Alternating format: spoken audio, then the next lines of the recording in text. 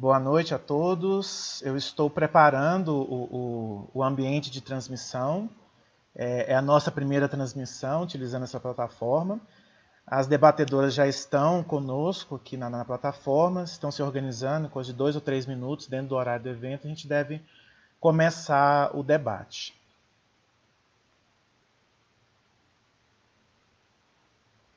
Eu estou preparando o ambiente de transmissão. É a nossa primeira transmissão utilizando essa plataforma. As debatedoras já estão conosco na plataforma, estão se organizando por 2 ou 3 minutos dentro do horário do evento, a gente deve começar o debate.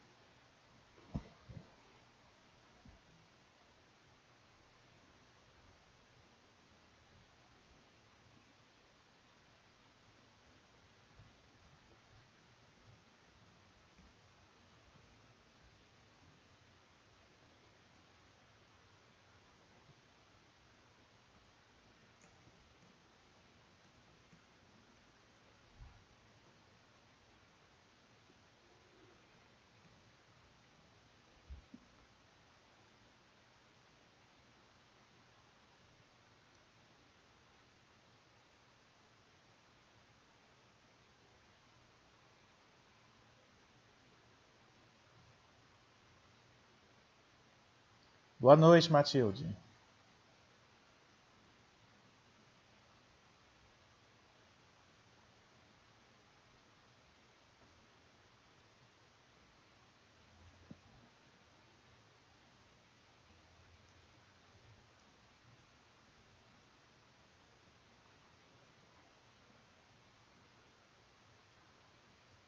Boa noite, Matilde.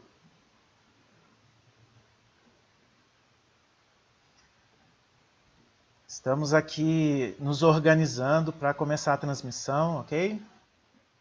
Aos poucos as pessoas vão entrando, as debatedoras já estão aguardando também. Em breve nós começamos o debate.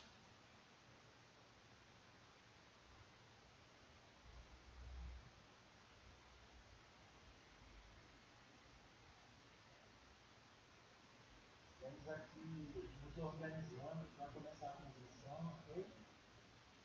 Aos poucos as pessoas vão entrando, as debatedoras já estão aguardando também. Em breve nós começamos o debate.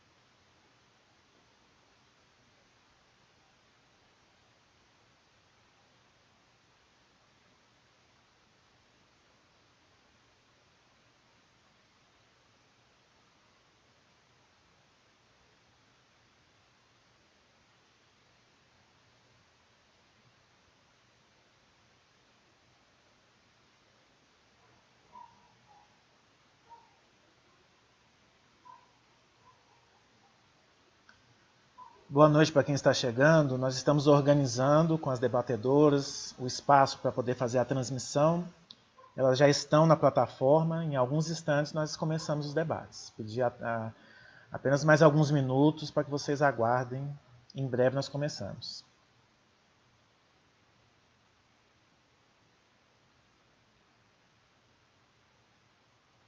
Boa noite para quem está chegando. Nós estamos organizando com os debatedores o espaço para poder fazer a transmissão.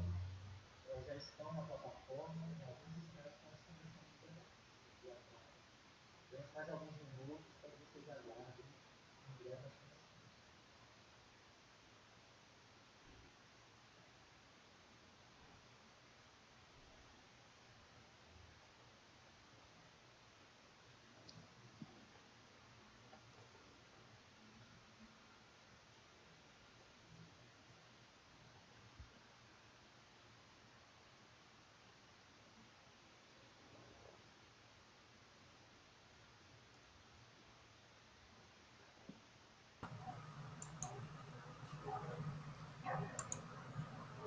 Bom, já estamos aqui então com a professora Rita, com a Welma, para começarmos o nosso debate da programação de hoje.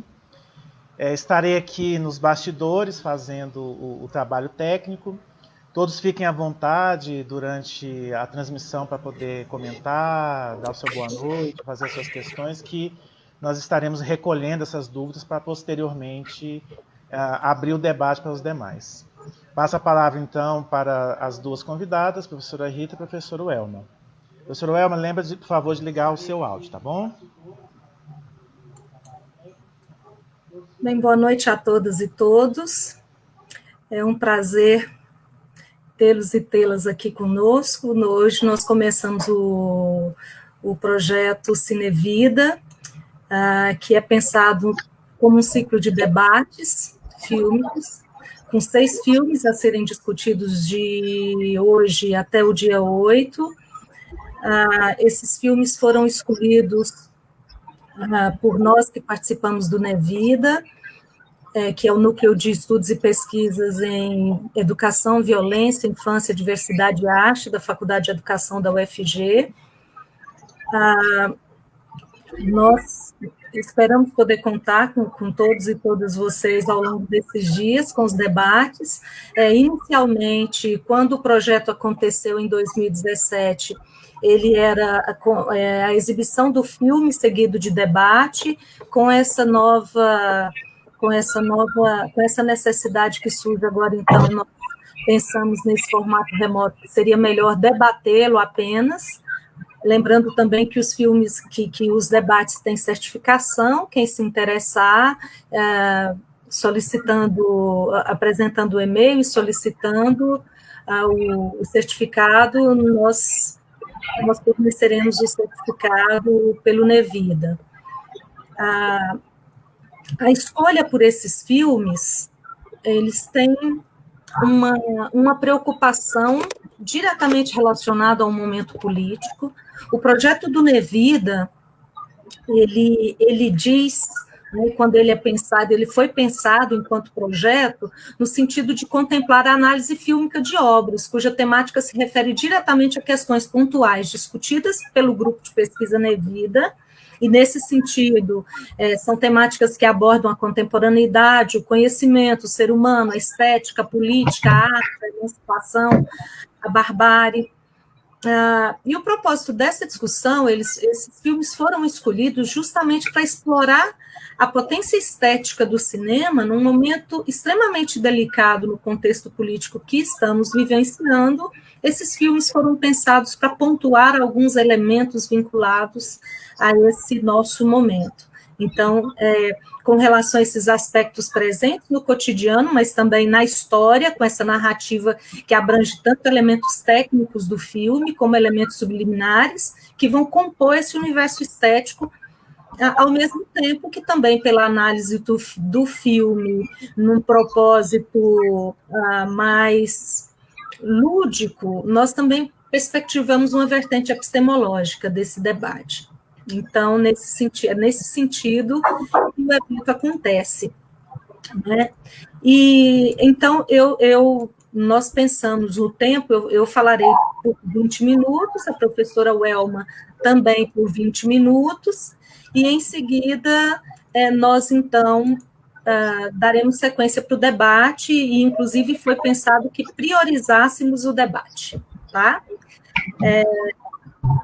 Bem, eu quero inicialmente agradecer ao UFG, à Faculdade de Educação, por nos propiciar esse espaço de discussão. Ele é muito importante para nós, né, enquanto espaço acadêmico.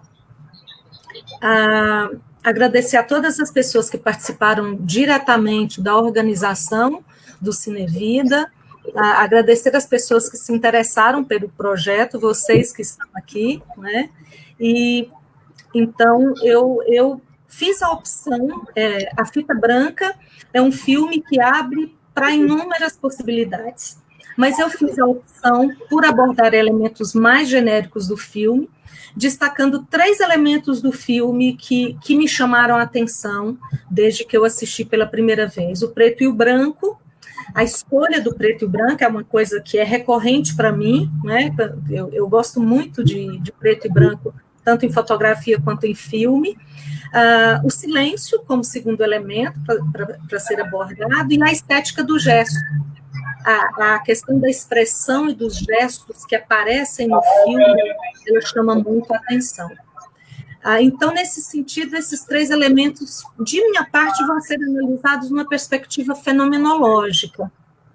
Mas a Welna trará uma descrição mais detalhada do filme, abordando conceitos mais específicos, sobretudo vinculados à psicanálise e à teoria crítica, né? Então, inicialmente eu quero abrir a minha fala, a minha análise fílmica, com uma citação do Tarkovsky,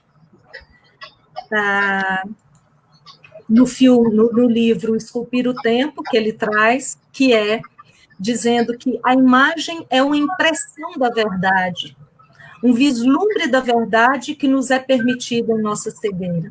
Ele está falando da imagem fílmica no livro. Então, como é que nós podemos, na nossa cegueira, vislumbrar uma verdade fílmica trazida por algo que é ficcional? Né? Porque A Fita Branca é um filme que, sendo ficcional, traz muitos elementos, por exemplo, do documentário. Ele é um filme narrado, né, por um professor em voz-over, e, nesse sentido, ele traz esse off da narração, traz um caráter documental para um filme que não é um documentário. Esse filme ganhou a Palma de Ouro no Festival de Cannes, em 2009. É uma... Sim?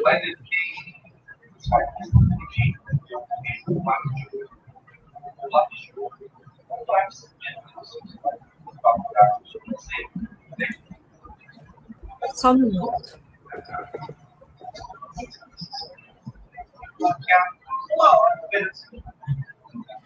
Então, tem uma voz entrando e eu me perdi um pouco pela voz, para tentar detectar essa voz. Então, o filme que a gente debate hoje é uma espécie de prefácio dos horrores do século XX, marcado pelas 2 grandes guerras.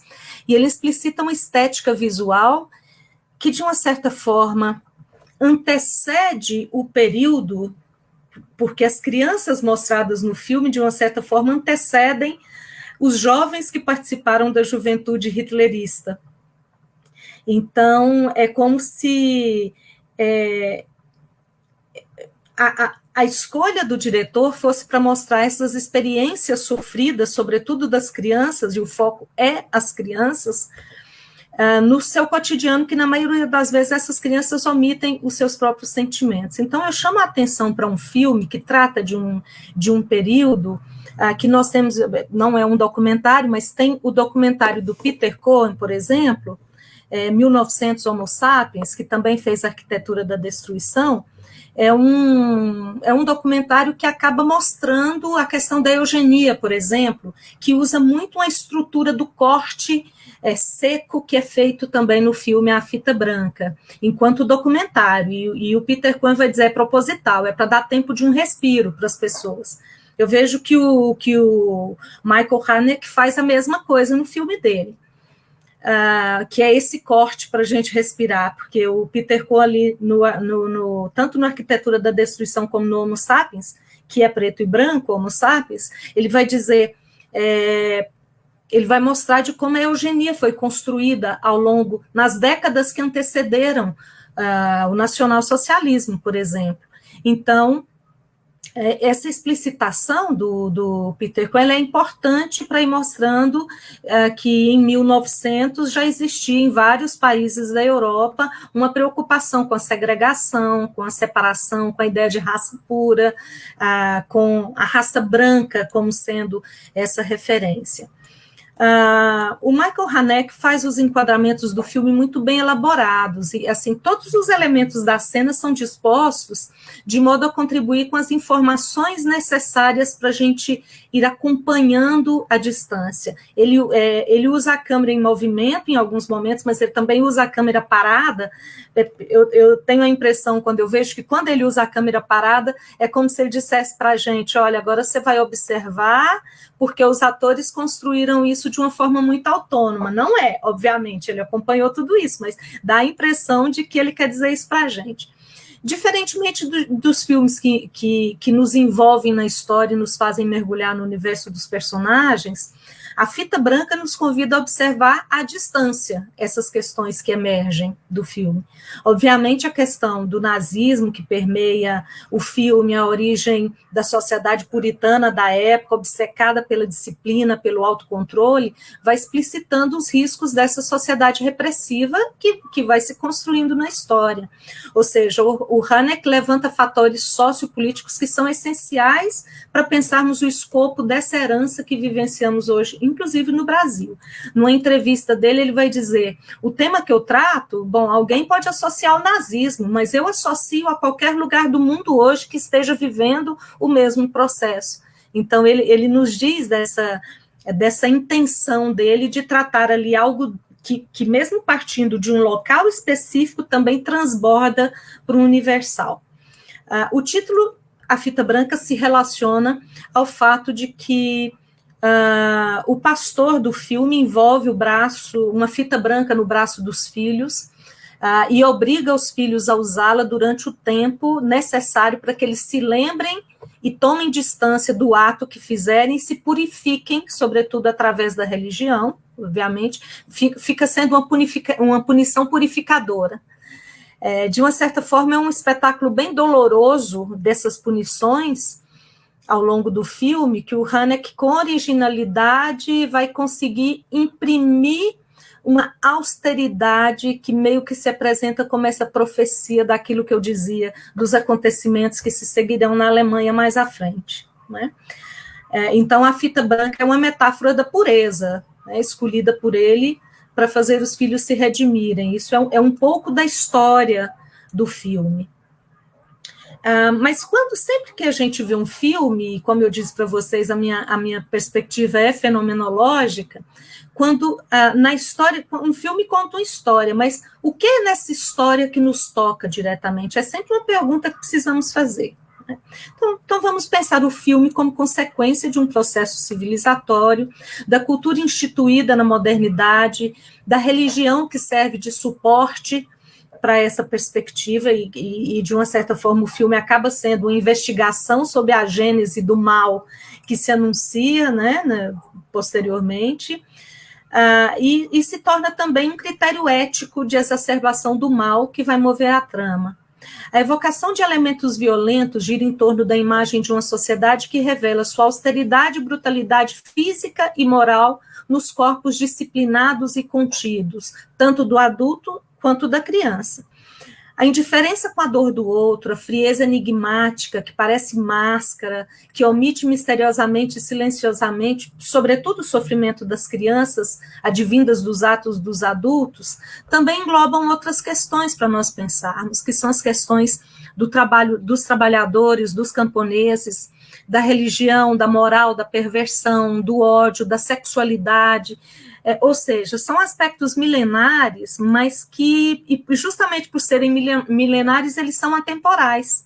Isso já foi muito explorado, né, de uma certa forma, por vários autores, e isso se apresenta, mas essa é uma escolha dele também. Mas essa abordagem é singular, porque ela está vinculada ao olhar do Haneke que constrói essa história. Então, sempre que a gente pensa num filme, o filme sempre traz as marcas culturais da pessoa que o faz, mais diretamente. É claro que é um coletivo ali fazendo um filme, mas ali a gente tem a marca do Michael Haneke, sem dúvida. Ao falar por imagens, ele nos mostra as camadas dessa cultura, e ele busca na Alemanha protestante do início do século XX essa história, e vai nos convidar a refletir sobre esse contexto, né, com esses elementos psicossociais muito fortes. Cada diálogo do filme parece ter sido cuidadosamente esculpido, baseado no preceito teatral da expressividade, mas eu chamo a atenção porque quando a gente diz é teatral, fica parecendo que o filme quis assumir uma identidade teatral. Não é isso. Ele usa essa expressividade, mas ele mantém a linguagem fílmica autêntica, nessa especificidade que os gestos ali vão mesclar frieza e vertigem, frieza dos personagens e vertigem dos espectadores a cada cena que vai se anunciando e esse suspense vai aumentando. Então, eu chamo a atenção aqui para algo importante, sobretudo quando pensamos nessa perspectiva da recepção, que é a diferença entre o olho e o olhar, de quem vê e de quem é visto, do espectador e do personagem. O olho do espectador, ele vê de um modo mecânico e fisiológico, aquela expressividade polida que a gente observa ali no filme. Mas o olhar perscruta, analisa e associa. Né? Eu estou à distância com o meu olho, nessa perspectiva mecânica, visualizando tudo, mas eu consigo analisar, associar ali. Agora, o olho do personagem, ele se apresenta em vários momentos, como dos personagens de A Fita Branca especificamente, como o olhar necessário. O olho necessário, mas o olhar, ele pode ser fantasmático, frio, fetichizado, irônico, cínico, desprezível, fulminante. Agora, o rosto das personagens infantis, ele chama muito a atenção no filme, porque eles trazem expressões frias, contidas, indecifráveis, que funcionam... As crianças são como se fossem réplicas diminuídas dos adultos, e que são esse corpus da sociedade que o filme representa através de personagens vinculados a camponeses, o médico, o pastor, o professor, o inspetor e o barão. Ou seja, o papel feminino, que o Haneke vai atribuir ao papel feminino um grande destaque, que é justamente a indiferença com a qual as mulheres são tratadas no filme. Ele deixa isso muito visível, elas não assumem um papel secundário, elas praticamente, o filme poderia prescindir das mulheres se elas não fossem as mães, por exemplo. É a mulher mãe ali, mas a indiferença com que alguns personagens tratam as mulheres, e sobretudo a cena muito impactante do médico com a governanta, que é também a amante, é a cuidadora dos filhos, mas a ideia de a amante, ela é a companheira dele, e ele faz um diálogo extremamente grotesco para chegar no ponto de romper com ela. Então é também um momento muito impactante do filme. O Haneke o Haneke ali, ele traz como cerne a violência, né, na Fita Branca, como é a marca dele nos filmes, nos outros filmes. Nesse filme ele não ousa, é um filme que ele foi acusado de academicismo, de dar continuidade à violência que ele aborda nos outros filmes, mas ali a gente vai ter um cerne interessante para observar, e é claro, o meu olhar de pedagoga também vai dizer isso, não só o meu olhar de pedagoga, mas ele também numa declaração vai dizer, né, dessa questão da escolha dos personagens. E aí, a escolha do elenco, quando o Haneke fala da escolha do elenco, tem alguns pontos que eu penso que é importante também para a compreensão de tudo que a gente está apontando aqui desses elementos, né?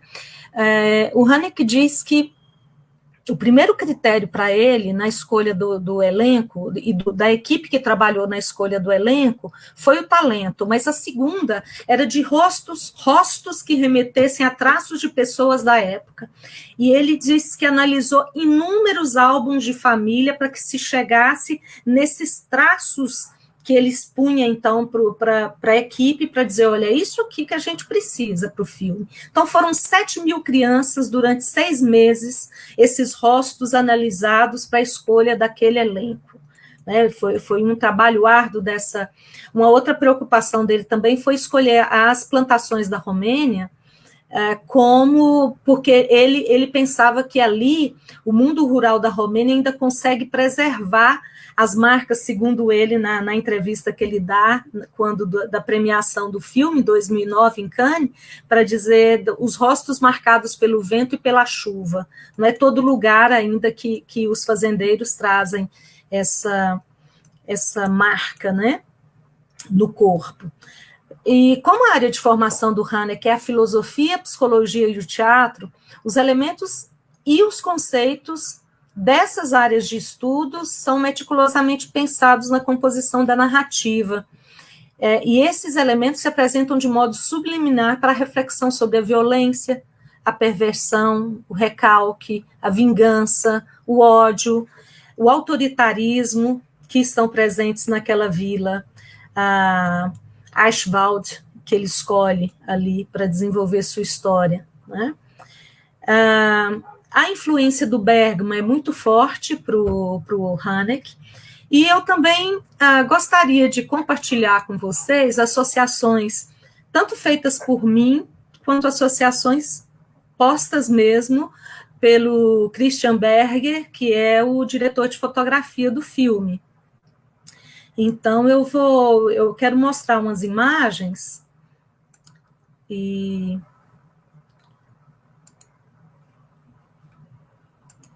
vou apresentar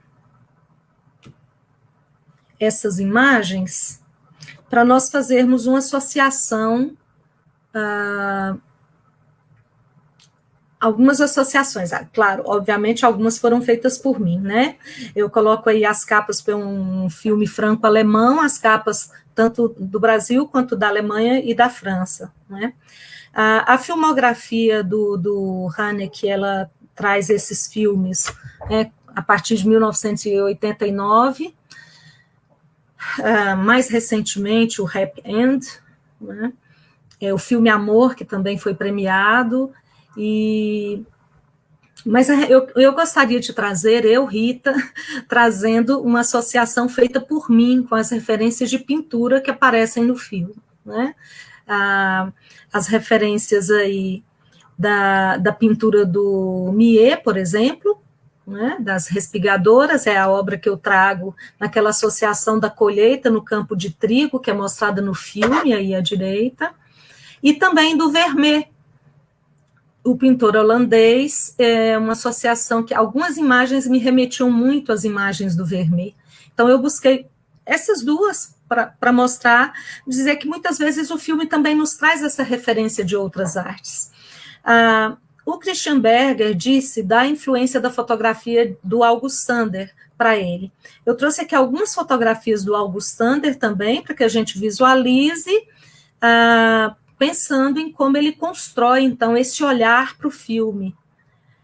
E o que é curioso, agora eu já trago as imagens do filme, né, especificamente. Aí. O que é curioso é que o filme foi filmado em cores. Rita, inicialmente ele tinha... Sim? Eu vou lhe interromper um minuto.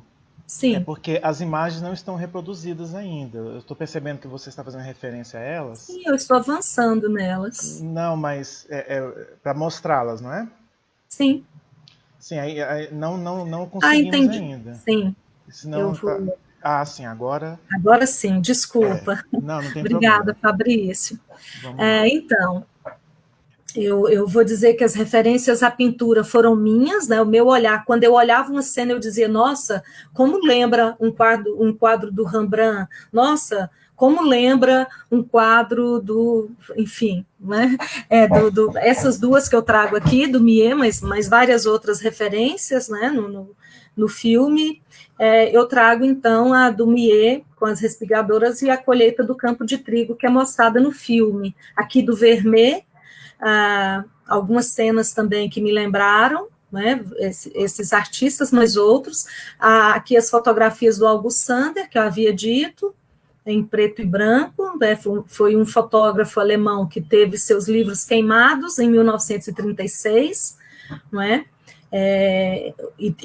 Não só o livro queimado, mas todas as reproduções, as fotografias, os originais e as chapas fotográficas foram destruídas dele naquele momento, né, na Alemanha.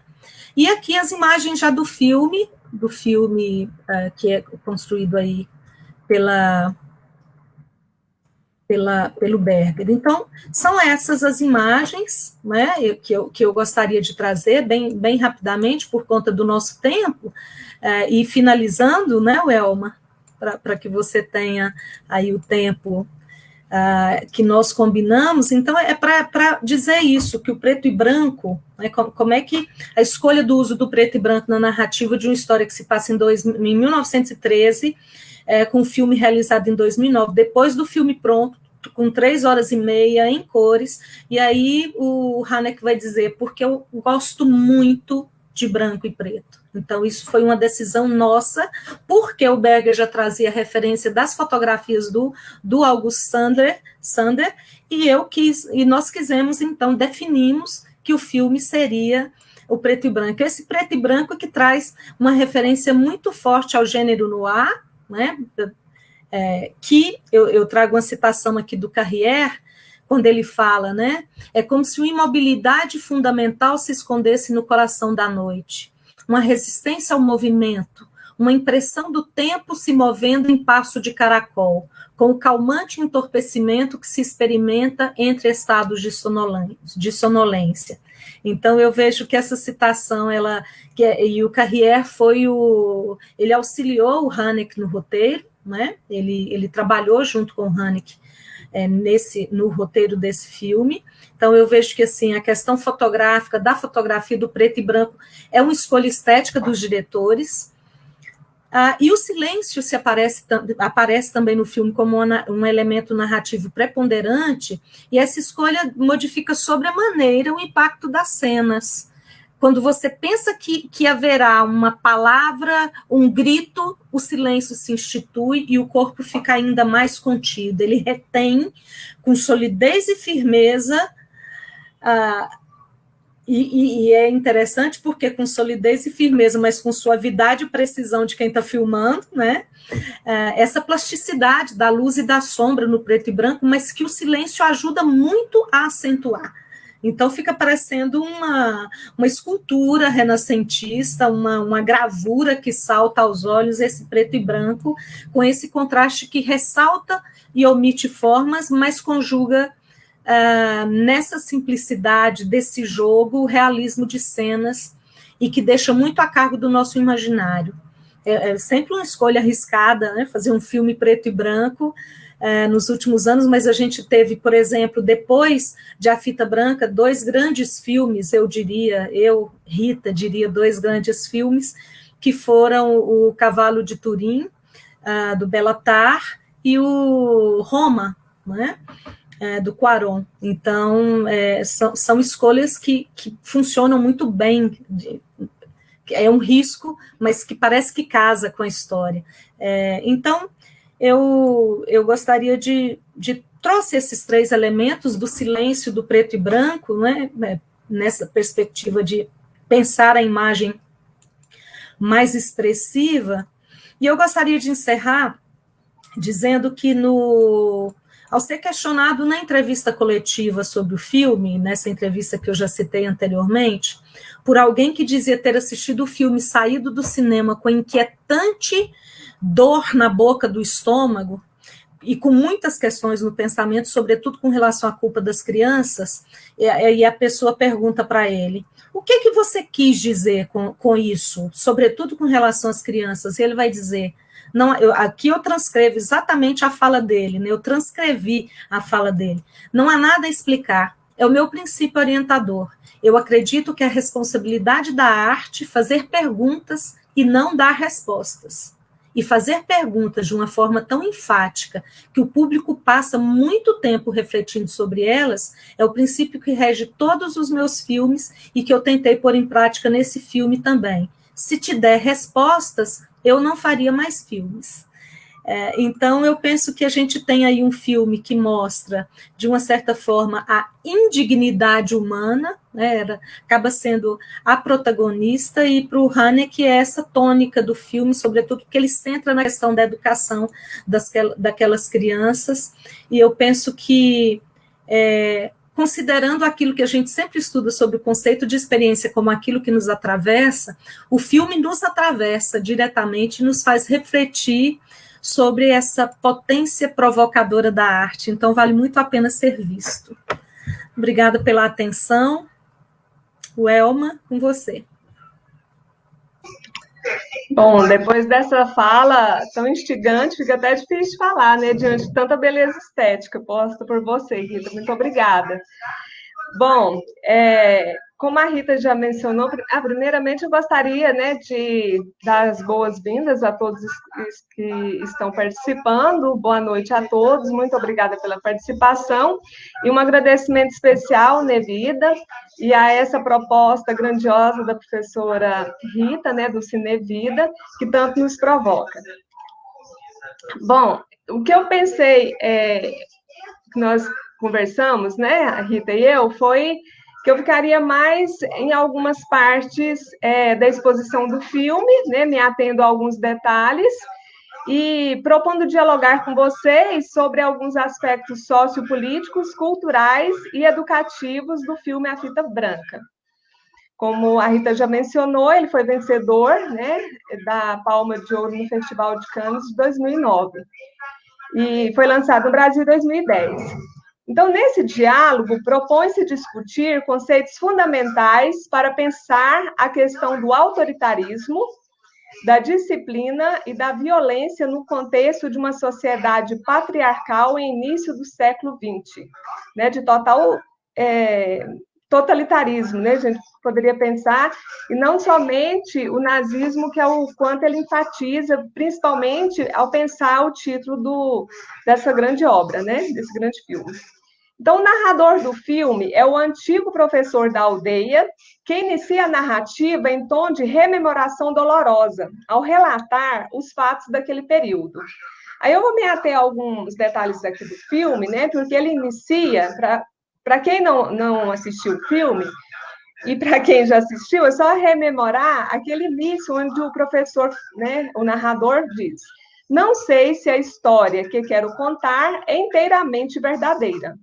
Parte dela eu só conheço por ouvir falar. Depois de muitos anos, várias coisas permanecem obscuras e muitas perguntas continuam sem respostas. Acho que devo contar os estranhos acontecimentos que aconteceram na aldeia. Quem sabe eles poderiam esclarecer algumas coisas que ocorreram nesse país. Aí ele já dá essa ideia, né, do que poderia vir, porque foi num contexto de véspera da Primeira Guerra Mundial, né? Quem viu deve ter percebido essa questão histórica. Então, desde o início do filme, acontecimentos estranhos e velados ocorrem naquele vilarejo, suscitando um mal-estar generalizado, como o acidente do médico da cidade chegando em sua casa devido a uma armadilha com um pedaço de arame imperceptivelmente esticado entre duas árvores, que o levou à internação por muitos dias. Fato que, sucedido de outros, ainda mais violentos, vão até o final da história com algo escondido ali, capaz de produzir dúvidas e inquietações, as quais o professor tenta narrar e descobrir no desenvolvimento do enredo. Todas as armadilhas dessa trama, né, gente, que não são poucas.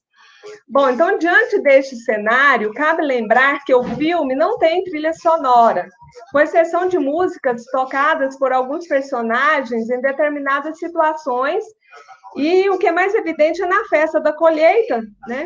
Que a gente percebe lá a dança, aquela alegria que eu acho que é o único momento que a gente percebe.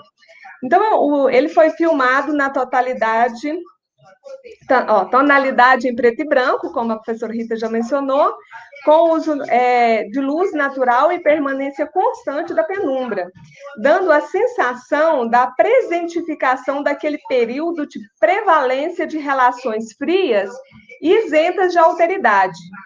A maioria das cenas deste filme envolve o espectador em mistérios não desvendados, com cenas premeditadamente obscuras e enigmáticas.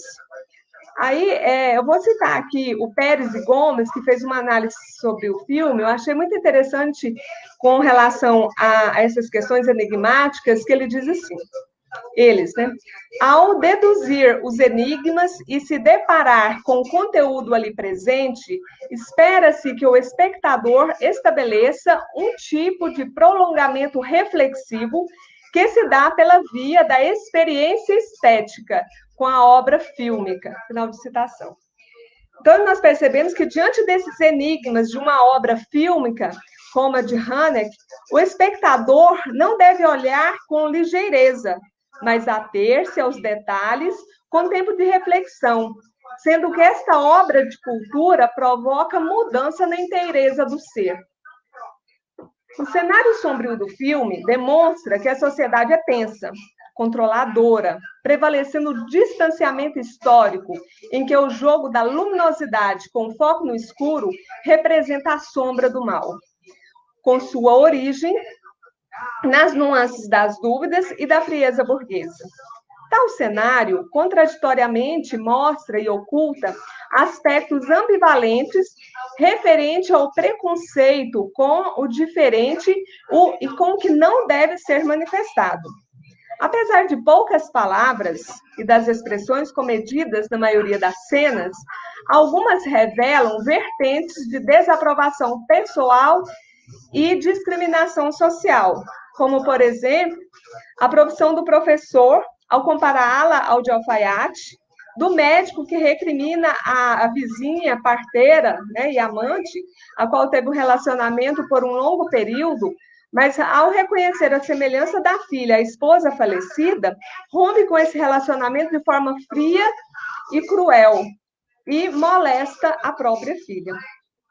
Esses e outros casos de violência velada e manifesta são expostos de forma a causar impacto no espectador, levando-o a refletir sobre a condição humana e do significado social da linguagem e da cultura naquele período, na busca da compreensão dos símbolos que se constituem como uma forma de controle e de purificação étnica, com caráter ideológico de eugenia, representado, inclusive, pelo uso da fita na cor branca, né? Como bem disse a professora Rita. Bom, então, o professor da aldeia, com idade de 30 anos, filho de alfaiate, não morador daquela vila. Esse fato permite determinado distanciamento capaz de observar as pessoas e os acontecimentos daquele lugar com maior imparcialidade. Apesar de aparentar certa imparcialidade ao narrar a história, o professor acaba se assustando com os fatos rotineiros e violentos daquele lugar, como o acontecimento da tentativa de suicídio do Martin, filho do pastor, impedida pela presença e conversa do professor que estava pescando próximo à ponte onde ele subiu. Martin justificou essa tentativa mal sucedida como um teste para ver se Deus gostava dele, afirmando, eu acho que vocês devem lembrar, né, no momento que ele fala, dei a chance de me matar, ele não quis, então deve estar satisfeito comigo, ele não quer que eu morra, ele referindo-se a Deus, né? O professor, ao ouvir esse depoimento, diz que falaria com seu pai, mas Martin contesta. Ferreira, em sua obra Da Melancolia ao Suicídio, a concepção de Freud, analisa que o suicídio revela a relação do sujeito melancólico com seu inconsciente, que não é um ato de coragem ou de covardia. Esse ato vai além de uma decisão.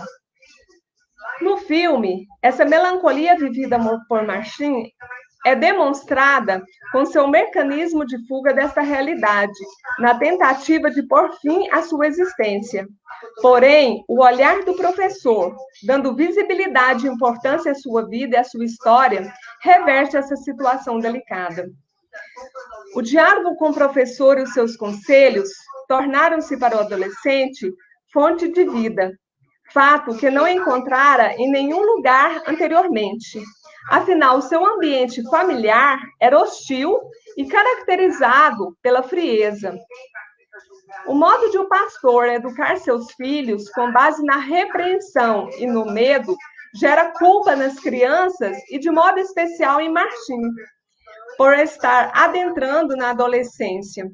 O pai o repreende com severas acusações e histórias pavorosas sobre a sexualidade, ao perceber que o filho vinha se masturbando, mencionando que tal prática havia levado o menino de sua idade ao adoecimento físico e à morte.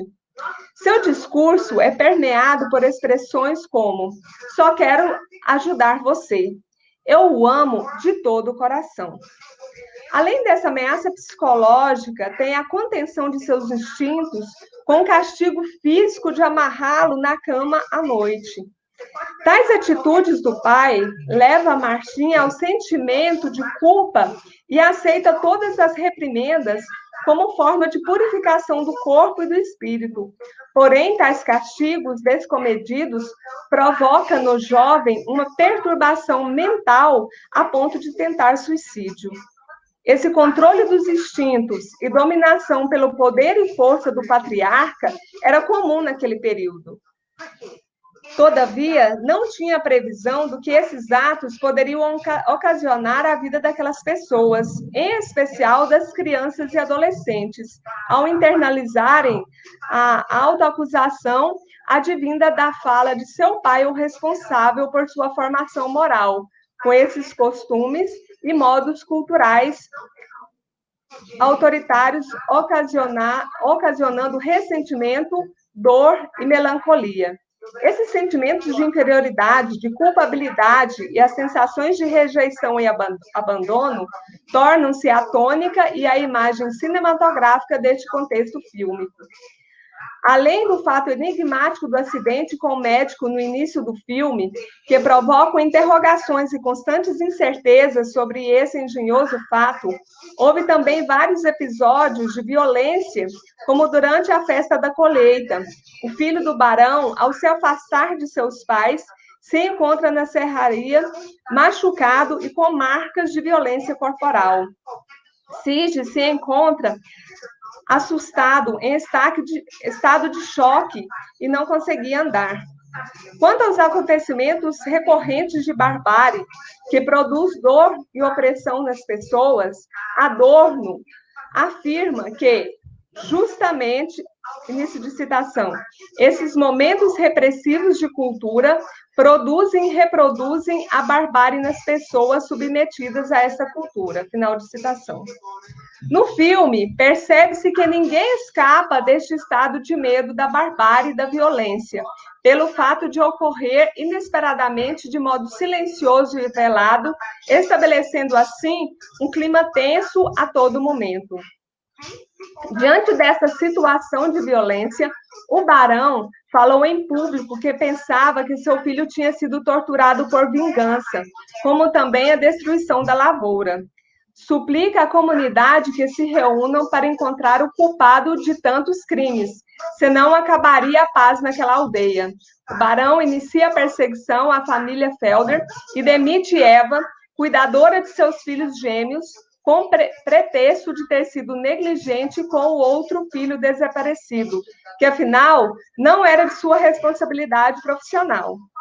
Eva, que já havia conhecido o professor quando vinha de uma pescaria, ao ser dispensada injustamente de seu trabalho, o procura para contar de sua situação e, por estar anoitecendo, não teria condições de retornar à casa de seus pais, que dependiam, inclusive, do seu salário para a manutenção de seus familiares.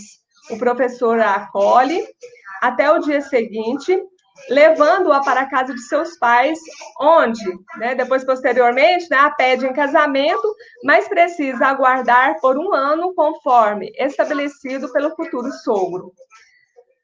Além desses fatos, a lavoura é destruída e o celeiro da aldeia pega fogo sem o aparente conhecimento de ninguém.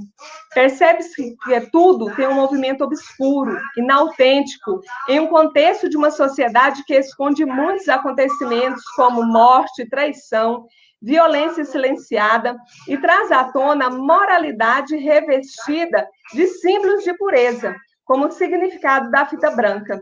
Essa fita, amarrada no braço ou cabelo, demonstrada pelo pastor de modo severo e autoritário para exigir de seus filhos que a usem como uma forma de pureza e abdicação de todo o mal. Porém, esse ato revestido de benevolência e em viés religioso foi tratado de maneira fria e cruel.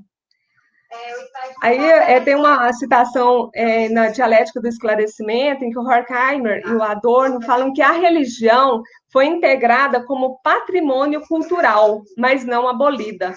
A aliança entre o esclarecimento e a dominação impediu que a sua parte de verdade tivesse acesso à consciência e conservou suas formas reificadas. O discurso moralista do pastor e a representação simbólica da fita branca oculta a dimensão ética na formação humana que, se encontrada destituída diante da objetificação desta realidade, envolta por uma racionalidade alienante. A representação da fita branca caracterizava a ideologia eugenista e de preparação da raça pura, como símbolo de poder e de altivez. Neste aparato de dominação política e cultural, o saber abdica de seu sentido, assumindo a forma que se materializa nas relações sociais de produção, historicamente determinadas, e tornando-se instrumento de controle ao respaldar métodos burocráticos por meio da administração dos meios com a finalidade dos fins.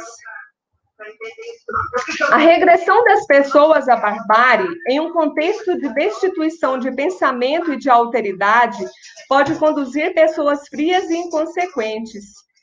Cabe refletir o que o meio social e político é capaz de criar em condições culturais de desumanização, nas quais a civilização caminha às cegas em um labirinto, sem encontrar uma saída possível.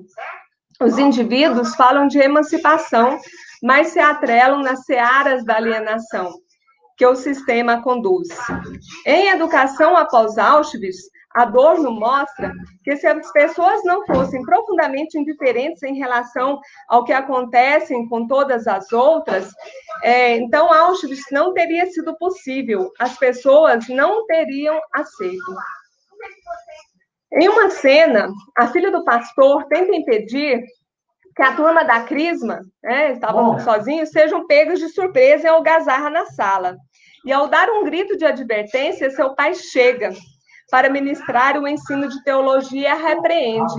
Ele puxa sua orelha como demonstração de autoridade e punição pelo erro cometido e a coloca nos fundos da sala sob os olhares assustados de todos os colegas. A menina fica constrangida e envergonhada pelos argumentos árduos do pastor, referindo-se, inclusive, ao uso da fita branca como símbolo de purificação que não tinha adiantado para ela. Clara, por fim, desmaia e permanece alguns dias acamada. Esse fato parece ter origem psicossomática, pois a jovem não apresentava até então nenhum sinal de adoecimento físico. Contudo, provavelmente, os sentimentos consecutivos de injustiça e frustração a levou, inclusive, a tentar vingar-se de um animal indefeso como um mecanismo de defesa para livrar-se da dor e do vexame público e da libertação do aprisionamento emocional.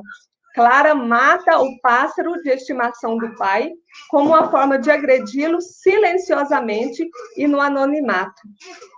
Inclusive, a professora Rita colocou a foto, né? E ela coloca a tesoura, né? Mata, bem cruel a forma que ela fez com o pássaro de estimação desse pai.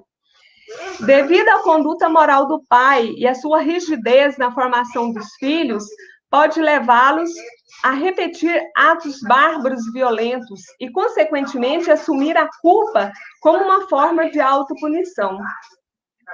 Ainda outras formas de violência física e emocional foram retratadas no filme, como o abuso sexual do médico com a sua filha de 14 anos, Carly, o menino deficiente que teve os olhos gravemente feridos, os policiais que agrediram verbalmente Ernan, a menina que sonhou com esse menino sendo agredido de modo violento, relatando esse fato somente ao professor.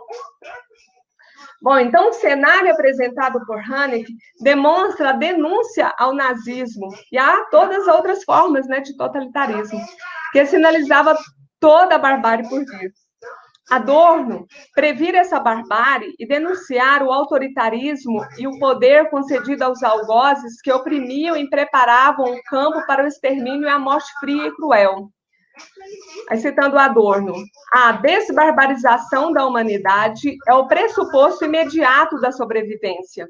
Na situação mundial vigente, em que, ao menos por hora, não se vislumbram outras possibilidades mais abrangentes, é preciso contrapor-se à barbárie, principalmente na escola.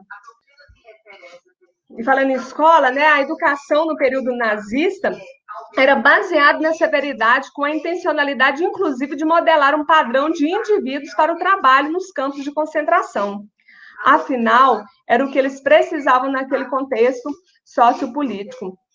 Assim, consideravam as crianças o futuro do Reich e instruíam os professores a transmitirem às crianças ensinamentos dogmáticos conforme as normas educacionais, culturais e morais nazistas. Essas crianças, personagens do filme, consolidariam o nacionalsocialismo, o nazismo, com a ideologia associada ao partido de Hitler, ao término da Primeira Guerra Mundial. O indivíduo preparado para atender às necessidades do sistema nazista seria a criança que recebeu uma educação severa e fria em relação à sensibilidade e que coube uma indiferença em relação à dor. Afinal, aquele que exige muito de si, sente com poder e autoridade de exigir do outro, como se sua medida se tornasse uma lei universal. Essa exigência, em forma de lei, pode ser mantida por determinado tempo em um ambiente de relações hierárquicas, de prevalência da voz do algoz, mas essa aparente submissão pode se tornar um mecanismo de autopreservação, até que a vítima consiga se vingar ou sair da situação de explorado e dominado. As cenas do filme que representam essa reviravolta, como, acho que vocês devem ter visto no final do filme, né, quando a baronesa declara ao barão que quer se separar e alega os motivos, dentre eles de que, apesar de ter voltado em lealdade à família e devido ao compromisso feito a ele, não consegue aceitar que os seus filhos sejam educados em um ambiente hostil como aquele, dominado pela maldade, inveja, indiferença e brutalidade. A baronesa declara que a agressão do barão ao seu filho, devido à história insignificante da flauta, a levar a tomar essa decisão de ir embora da vila. Ao final do filme, quando o professor pensa em pedir ao pai de Eva, sua noiva, para antecipar o casamento devido aos sinais iminentes da guerra, se depara com a senhora Wagner, mãe de Carly, que pede urgentemente a bicicleta emprestada para ir à polícia, dizendo ter provas de quem houvera feito todos os atos bárbaros na vila e de que estava farta de ser insultada. O professor abre o portão e encontra as crianças, inclusive Clara e Martim, que justificavam querer ajudar o menino deficiente, deixado trancado em casa pela mãe. Ele desconfia, vai à casa do médico, mas estava também trancada. Daí resolve procurar o pastor, conversa com seus filhos e depois com o pai, dizendo suspeitar das crianças como causadoras de todos os acidentes e atos violentos ocorridos na vila. Mas o pastor revida dizendo que ele poderá ir para a prisão caso os denuncie, além de o acusar de ter mente doentia e expulsá-lo de sua casa. Ele retorna à casa do menino deficiente, mas não encontra.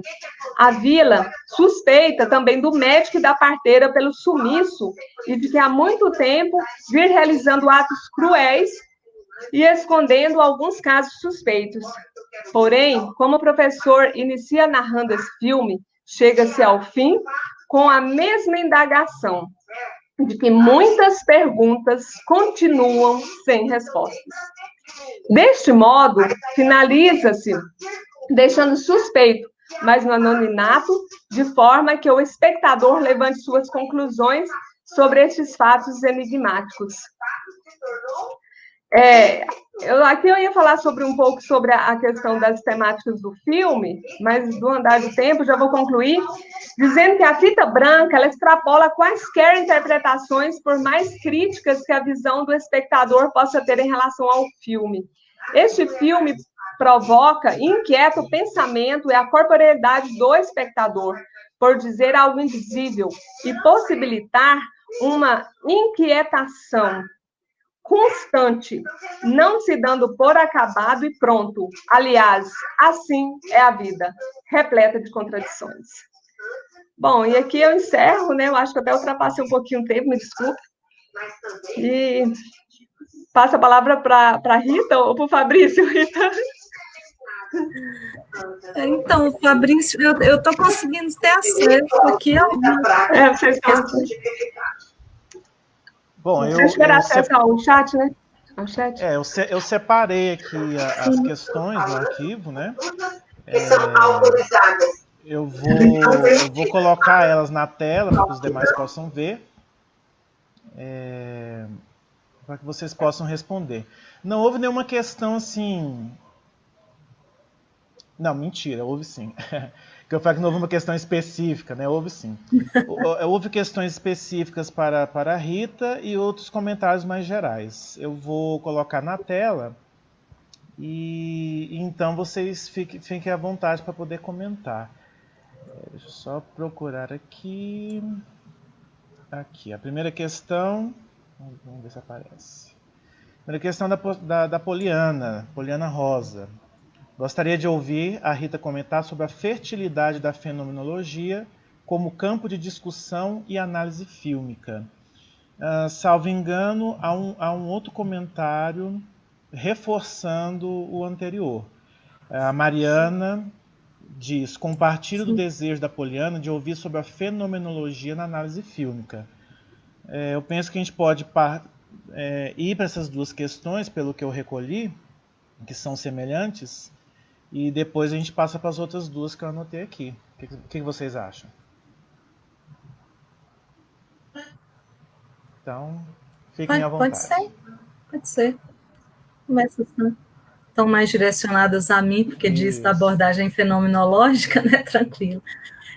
Então, eu só gostaria, Poliana e Mariana, de voltar um pouquinho ao aspecto que a Welma falou. Parabéns, Welma, pela fala, sua resenha crítica e descritiva aí do filme, bem interessante, pontuando aspectos detalhados mesmo, né? Nesse detalhamento ela é importante para essa compreensão. Eu percebi alguns, às vezes, não assisti também, né, Rita? Eu não sei se eu fiz spoiler, me desculpe, então, mas... Isso é importante. É verdade. Mas eu só gostaria de voltar num aspecto que eu gostaria de ter dito e não disse, quando eu falei do respiro que o filme nos oferece, dos respiros, né, daquele corte seco, mas tem também o romance do professor com a Eva. É um respiro do filme, é o único momento de leveza, e é tão impactante, porque a gente fica ali esperando que algo de temeroso aconteça, porque é o que é isso, e depois a gente sempre que vem os dois é leveza, né? Assim, algo que nos é aprazível. Então, eu gostaria de voltar a essa questão que você trouxe aí, que eu vejo que é importante no filme também. É como se fosse o contraponto da violência, aquele casal, né? Então, Poliana e Mariana, eu penso que pensarmos a questão do aspecto fenomenológico no filme é pensarmos em alguns elementos específicos de uma teoria, como a fenomenológica, trazida, sobretudo, essa análise fenomenológica, ela vai na teoria fílmica, ela é trazida a partir dos anos 40, 50. Se nós pegarmos um autor, um crítico como Krakauer, por exemplo, que escreve nos anos 30, o Krakauer tem essa influência fenomenológica, né? Ele é muito amigo do Benjamin e do Adorno, mas ele também traz a influência fenomenológica ali para o debate pela própria formação dele. Esses aspectos aparecem, mas bem depois, nos anos 40 e 50, no livro do Robert Stand, Teoria do Cinema, ele vai trazer essa vertente mais detalhada. Mas o que é que a gente tem aí a partir da fenomenologia que nos permite essa análise permeada por esses elementos? A percepção é a primeira questão. Né? Assim, nos atermos à percepção fílmica, o pensamento sobre ele vem após essa percepção. Uma outra questão fundamental para pensarmos na fenomenologia, sobre essa perspectiva, é o filme como um objeto a ser analisado, mas como um objeto na perspectiva, sobretudo com a ideia da Epoqué, como um objeto que também nos fala. O filme, diferentemente da pintura, eu mostrei aqui algumas pinturas, a pintura ela tem uma atuação do sujeito e ela é um objeto que não tem uma outra mediação. Né? É a obra em si com o sujeito e, posteriormente, com o espectador, formando uma tríade, que também é muito importante para a fenomenologia. Mas o filme, acaba que o filme apresenta 4, porque o filme é a obra, é a mediação feita pela máquina, porque tem uma máquina que filma, então ela é diferente do olho humano, quer dizer, essa mediação da máquina vai modificar sobremaneira a perspectiva fílmica, a pessoa que filma e o espectador. Então, traz essa junção desses aspectos, mas sempre com a compreensão de que o filme nos fala. Como a imagem para a fenomenologia é uma imagem que fala. Aquilo que sempre que eu comento sobre o Michel Dufresne, nos grupos, quando a gente estudou um texto dele, ou falamos sobre ele na fenomenologia, do que ele chamava de quase sujeito. Né? A obra de arte, o produto cultural é um quase sujeito. Eu gosto dessa expressão dele. Bom, nos fala, não é um sujeito em si, mas nos fala. Um outro elemento muito importante é sempre perspectivarmos essa análise e nos entendendo como seres no mundo. Né? Estar no mundo, como dizia o Merleau-Ponty, e diz, né? E ainda nos diz que é um clássico, estar no mundo entre as coisas, sendo mundo e sendo nós mesmos. Então, isso é importante nos fundirmos com essa ideia de que estamos situados no mundo e, portanto, o mundo nos coloca uma gama imensa de possibilidades de analisarmos. Então, eu pontuaria esses elementos como os principais para caracterizarem uma análise fílmica sobre a perspectiva fenomenológica. Eu não sei se eu atendi bem o que vocês intentam aí, mas eu também sugiro a leitura do Robert Stan, num capítulo específico sobre a fenomenologia do filme. Welma? Algum comentário? Bom, eu estou vendo aqui, tem uma outra questão da Márcia, né, da Márcia Jardim, falando sobre a crueldade presente naquela comunidade, me remeteu muito a Dogville, apesar das diferenças entre os dois filmes. Realmente tem as diferenças e tem as semelhanças, né? E aí é interessante, a Rita indicou esse texto, eu penso assim, que para a gente também do Nevida, eu acho que é um texto comum, mas um texto que vale a pena a gente retomar, vários textos, né, que foram entrevistas, a maioria, do Adorno no livro Educação e Emancipação, porque lá ele fala muito sobre essa questão da barbárie, né, da desumanização, e o que é importante, inclusive eu trouxe um fragmento para a gente analisar aqui, foi de pensar, né, o papel da escola, e aí a gente fica preocupado, né, a grande responsabilidade nossa enquanto formadores. Seria isso. Sim. Eu só quero fazer uma associação com o que a Márcia Guzmão trouxe, da questão do filme, com a com a análise vinculando o filme também, remetendo, né, de como o filme remete a Dogville, eu faria outras vinculações também, não é? Nós poderíamos pensar o Dogville e os outros filmes do Lars von Trier sobre o aspecto da melancolia, enfocado sobre o aspecto da melancolia, mas também outros Laranja Mecânica, do Kubrick, por exemplo, com a violência, né? Tem um filme sobre o Sol de Satã, do Pialat, que tem uma abordagem também, só que não é um padre, não é um pastor, é um padre, né? Na história do filme, um padre exorcista, então, com a mesma carga de moralidade, essas associações, elas são feitas, e elas são bastante benéficas na análise, porque a gente vai estabelecendo essas correlações, né? Márcia, é muito bom ouvir isso, porque ver o filme também com essa perspectiva de associar ao que já visualizamos, ou aquilo que queremos visualizar, às vezes o filme que se apresenta é uma referência para nós, não é? Sigamos? Sigamos. Tem um comentário da Luciana, ela fez pelo perfil do Nevida, mas ela assinou logo abaixo. Só que o texto, dá para ver que não vai aparecer todo, então eu vou complementar a leitura. Eu vou até tirar que o texto é um pouco comprido e vou fazer a leitura sozinho mesmo. Gostaria de ouvir a professora Rita comentar sobre os movimentos dentro do enquadramento com o uso da câmera parada e que foi muito usada por Haneke em muitas cenas. A câmera parada enquanto as pessoas se deslocam naquele ambiente e às vezes entram em outros ambientes, mas a câmera continua parada. Me deu inclusive a sensação que a intenção do diretor é manter o espectador em suas mãos, só autorizando-o a ver ou a não ver o que ainda continua acontecendo.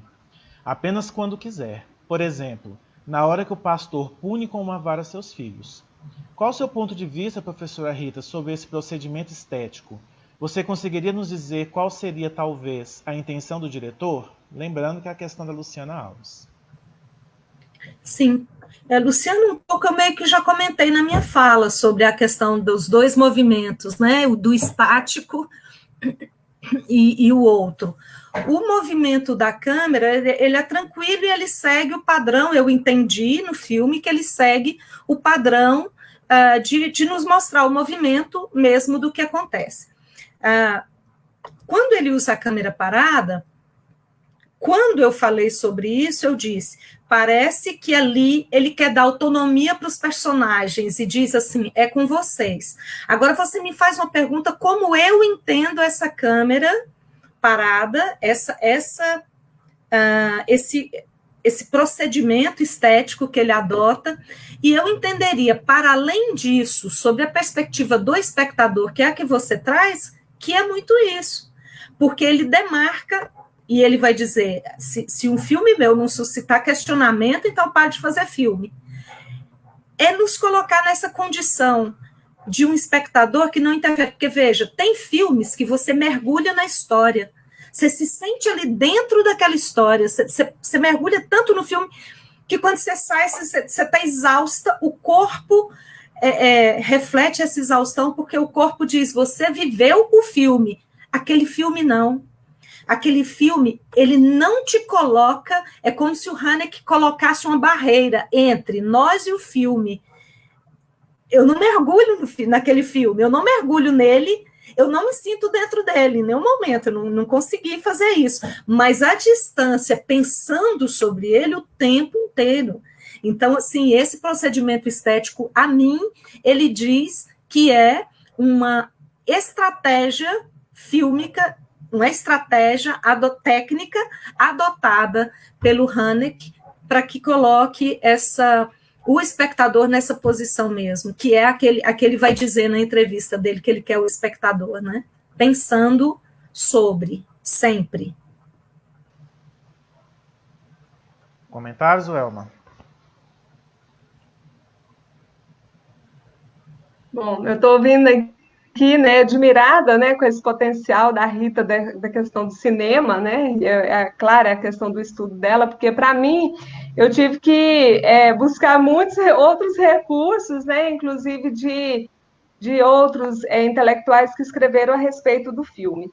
E aí eu tinha saltado uma parte que eu gostaria de comentar, inclusive que o autor nos provoca mostrando a questão do prolongamento da reflexão a partir desse filme. Aí eu queria só pedir licença para ler o trecho, a citação, que eu achei bem interessante, que eu acho que vem também um pouco ao encontro do que nós estamos falando. Bom, é o seguinte, ó, o Pérez e Gomes.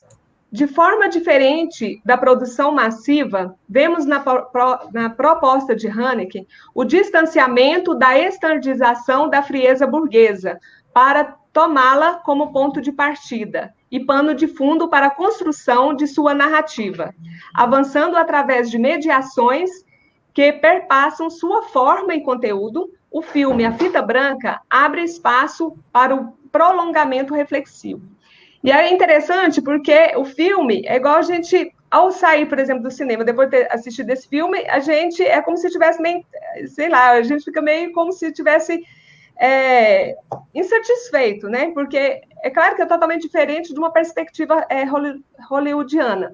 Então, ele nos provoca mesmo a indignação, mas é interessante também olhar, né, eu acho que colocar o óculos do tempo em que ele propôs essa discussão. E isso nos provoca, porque a gente fica pensando, será que ainda é possível imaginar uma barbárie tamanha? Né?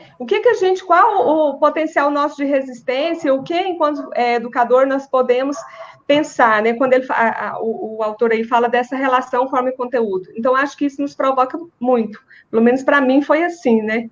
Foi um filme difícil, à primeira vista, eu falei, gente, eu não vou conseguir debater esse filme. Mas eu gosto muito de desafio, e realmente foi um desafio. Está sendo ainda, né, professora Rita? Mas foi um desafio bom, obrigada. Vamos lá. Pelo WhatsApp, a professora Simone Magalhães pediu para encaminhar o seguinte. Pede para a Rita comentar sobre o silencioso do filme. Então, eu disse bem que rapidamente, né, Solange, por conta do tempo, mas aquilo que eu vou repetir um pouco do que eu disse para a gente desenvolver um pouquinho mais essa questão do silêncio, né? O silencioso também, como a câmera, o silêncio, eu entendi que o silêncio no filme, ele é um filme que tem vários diálogos, ele não é um filme silencioso com diálogos. Eu citei o Cavalo de Turim aqui, com diálogos comedidos, que são pouquíssimos, que para você ter um narrador, é um filme que tem vários diálogos, né? Sempre com aquela característica da fala seca, milimetrada, é como se o diálogo já tivesse, o personagem já tivesse medido, esquadrinhado os segundos que ele emitiria aquele som daquela frase. É impressionante essa precisão, né? E é dentro desse rigor formal que ele traz. Mas o silêncio ali, eu penso, ele é um aspecto também vinculado a essa escolha da estética do filme, que, além do respiro que ele nos propicia e da expectativa que ele cria, porque ele cria uma expectativa imensa, eu esperei o tempo inteiro o rebelar-se, que não aparece no filme. O silêncio é um silêncio de consentimento. O silêncio é uma expressão de sofrimento. Sempre que alguém silencia sofrendo, mas não explicita isso. Então, assim, isso tudo vai promovendo ali esses conceitos todos muito ricos da psicanálise, que a teoria crítica trabalha, também, de uma certa forma, né, que eu disse, a questão do recalque, ela aparece ali, né? Você não vai, ou se a gente for pegar da vertente junguiana, eu não sou psicóloga, mas alguns aspectos da psicologia me chamam a atenção, né?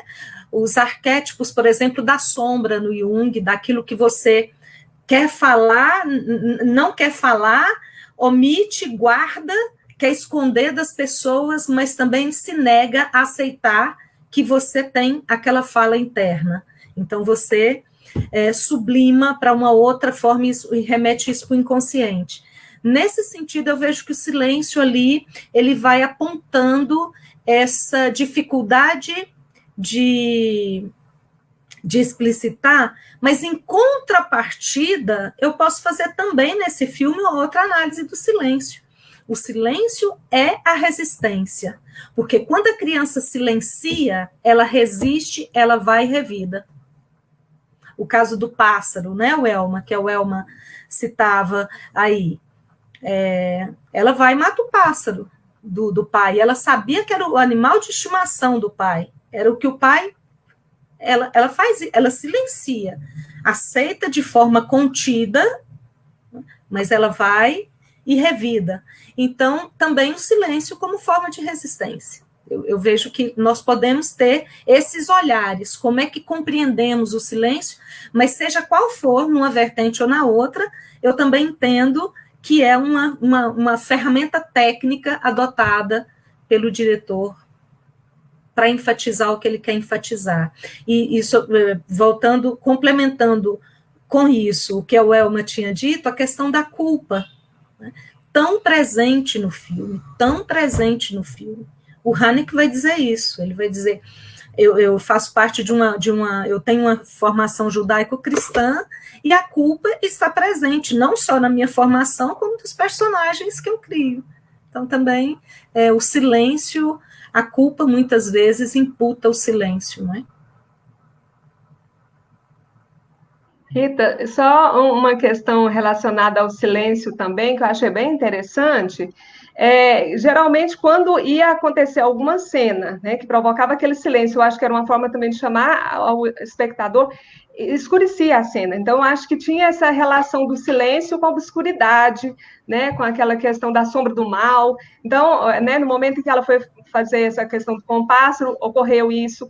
No momento em que o pai estava lá com a filha, né, que a criança foi descendo as escadas também, então acho que o escuro estava sempre, manifestava isso, e aí eu achei muito interessante quando você fala que a questão do silêncio como resistência, quando a baronesa resolve, né, fazer aquela reviravolta toda, ela, a princípio, ela não vai falar, depois ele, né, a provoca, manda, volta, né, foi muito autoritário, fala, você não vai sair, pode voltar, ela, tudo bem, aí, como se fosse a questão da submissão, mas aí no momento em que ela fala, né, que daquele relacionamento lá, que quase ocorreu com outro cara e tal, e fala da separação, né, então, é muito interessante também, sempre estava relacionado muito esses momentos do silêncio com algo que poderia vir, né, a acontecer, dentro dessa questão também do obscuro. Isso me chamou a atenção. É interessante porque o filme tem várias escalas de cinza. O preto e branco dele oscila. E o preto, uma coisa também que chama muita atenção é a natureza, os campos. O preto e branco, numa escala mais clara que é colocado, é sempre quando tem a natureza. A natureza do campo. Assim, né? É como se a natureza humana fosse obscurecendo na escala, né? Com a natureza humana, com as perversões, o filme essa escala de cinza vai se acentuando. É muito interessante observar isso também no filme.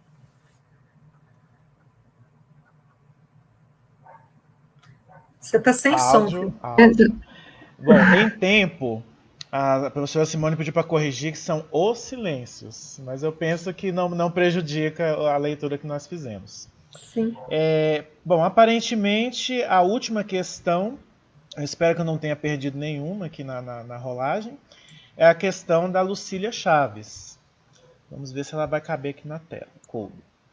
Algumas coisas me impactaram muito no filme e acabaram me instigando a pensar um pouco no nosso cenário político atual.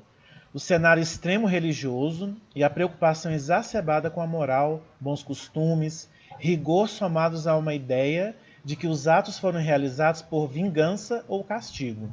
Me lembra atos recentes em que sujeitos são linchados, amarrados a postes, o lema bandido bom é bandido morto. O Elma quer começar? Bom, Lucília, obrigada pela pergunta, né? Nos provoca muito para pensar essa contemporaneidade, né?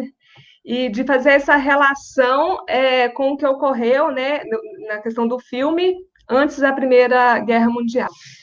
E ela nos pega assim, um pouco de surpresa, mas uma das coisas que eu fiquei pensando diante de todas essas situações postas no filme, postas hoje na atualidade, de barbárie, de totalitarismo, desse, como se a gente pudesse dizer, desse retorno, né, à ditadura, ao nazismo, sei lá, todas essas formas que estão postas aí e que você nos põe a pensar, eu achei muito interessante um texto que eu li também de um autor que, inclusive, é da teoria crítica, que eu nem coloquei no texto, Rita, mas eu peguei um fragmento que eu acho que valeria a pena destacar, que ele vai falar sobre a pseudoformação. E como, diante da minha fala, estou pensando muito essa questão da barbárie, da desbarbarização pelo viés da educação, eu queria só ressaltar desse texto que faz uma análise desse filme, né, que é de Gomides, em que ele diz que a fita branca, assim, anuncia as condições psicossociais que permitiram o fascismo e o tipo antropológico chamado de personalidade autoritária. E aí a gente vê que a gente está vivendo muito isso hoje também, né, dessa personalidade que está aí, extremamente autoritária. Então, o Haneke, ele expõe em sua narrativa perturbadora os desdobramentos da violência instalada no seio do processo civilizatório, a reprodução do horror como resposta ao ressentimento provocado pela pseudoformação. E aí isso me chamou muita atenção para pensar esse aspecto da pseudoformação diante desse cenário que nós estamos vivendo hoje. Isso aí, você, Rita. Sim, é isso, né, Welma? E eu concordo com Lucília. Essas associações ao longo do filme nós vamos fazendo, né? Quando no começo eu disse, o Haneke diz, o que eu estou falando, você pode até achar que eu estou falando do nazismo, mas eu estou falando de algo que é universal e que está acontecendo em vários lugares. E aí a gente diz, aqui, né? Aqui, com essa ideia que vem sendo postulada sobre essa preocupação, os usos, eu diria que a gravidade dos usos do nome de Deus, né, isso é muito grave, usar o nome de Deus em função de questões políticas, né, de que a moralidade pode me propiciar uma ascensão política, eu vou me utilizar desse argumento. Então, nesse sentido, eu diria, tem usos e usos do nome de Deus. Mas no atual governo deste país, nós sabemos que visivelmente esses usos são usos com fins específicos, de doutrinação e de repressão, né, de pensamento livre, que é o que nós temos lutado por tantos anos no período democrático que a gente teve nesse ínterim. Né? Então, essa associação também o tempo inteiro é feita no filme. Eu concordo com você. Bom, pessoal, da minha parte, né, a recolha dos comentários e questões já se esgotou, né? A gente pode passar para as considerações finais, apenas lembrando para quem participou que eu publiquei no Facebook do Nevida o link para poder você enviar os dados para a certificação. E acho que é isso que eu precisava dizer, né? Eu acho que os demais avisos, a programação de amanhã, a nossa dupla de debatedoras faz o convite encerrando o nosso dia de hoje.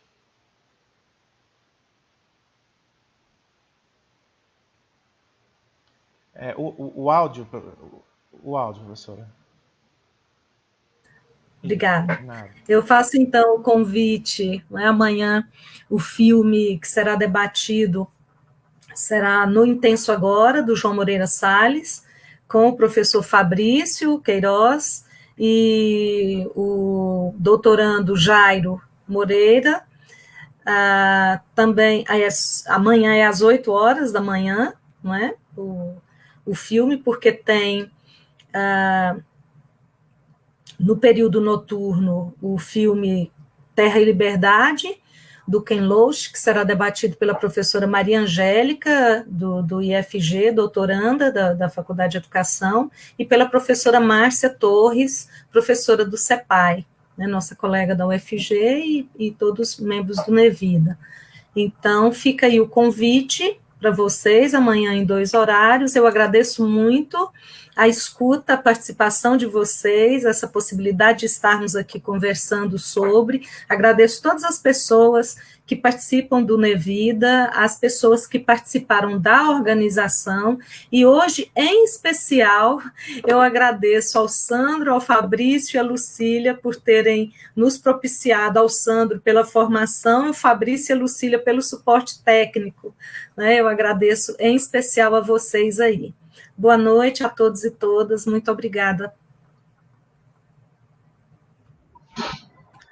Bom, quero reiterar também os agradecimentos, né, a toda a equipe, eu não vou repetir os nomes, mas a todos vocês que contribuíram para que esse projeto se efetivasse. E eu quero agradecer de modo especial a professora Rita pela oportunidade que nos proporciona, né, já é a 2ª edição do Cinevida, e o quanto isso tem contribuído para uma formação mais crítica e voltada ao cinema também, né, que para mim foi algo, está sendo ainda algo muito novo, mas algo que eu estou gostando muito. Eu acho que é de uma formação estética incrível e só tenho a agradecer. Agradeço a todos que participaram também, que estão e contribuíram com as questões e com a participação, mesmo no silêncio.